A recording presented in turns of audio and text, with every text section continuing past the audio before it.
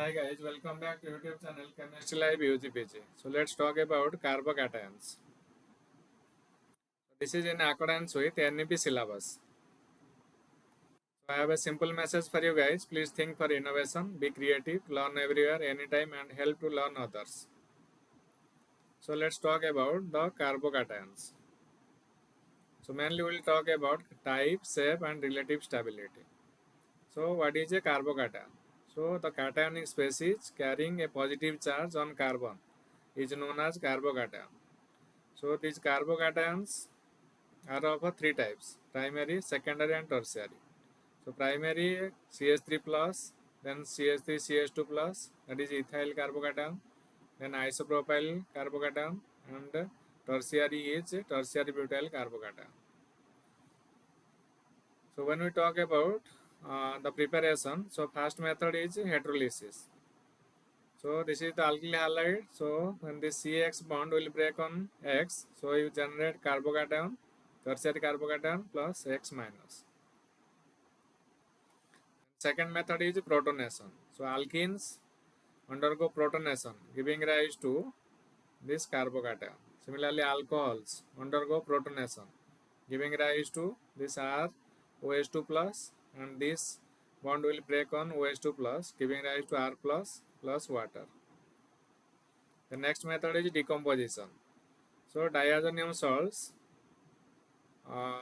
first loses X minus, giving rise to diazonium ion, and it loses one molecule of nitrogen, giving rise to carbocation R plus.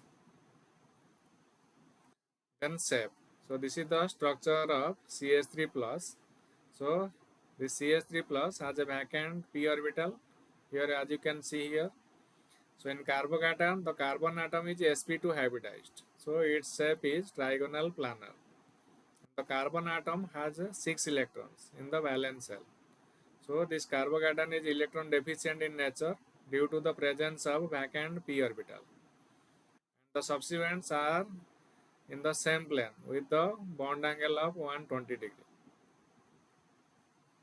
Then let's talk about the relative stability of carbocations.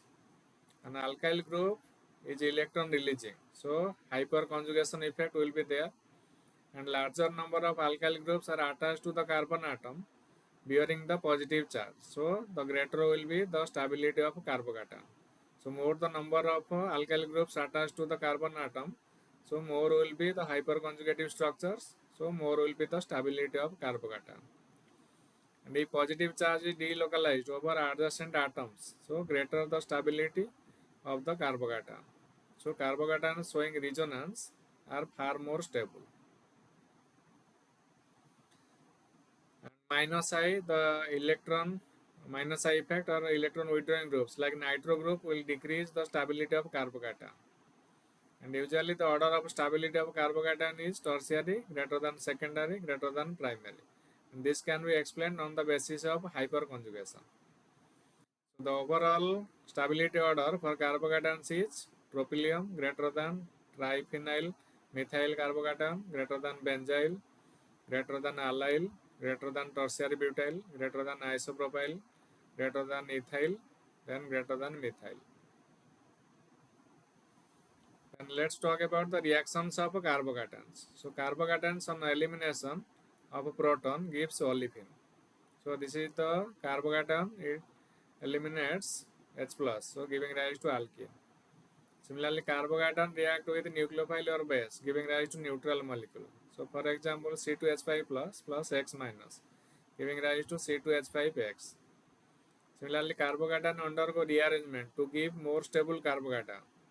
So here this R group will migrate to this CH2 plus. So as a result, you generate a tertiary carbocation instead of this primary carbocation. So which is more stable. So please subscribe to our channel Chemistry Live UGPG. So this is the channel for class 11th and 12th students, Foundation Chemistry AB.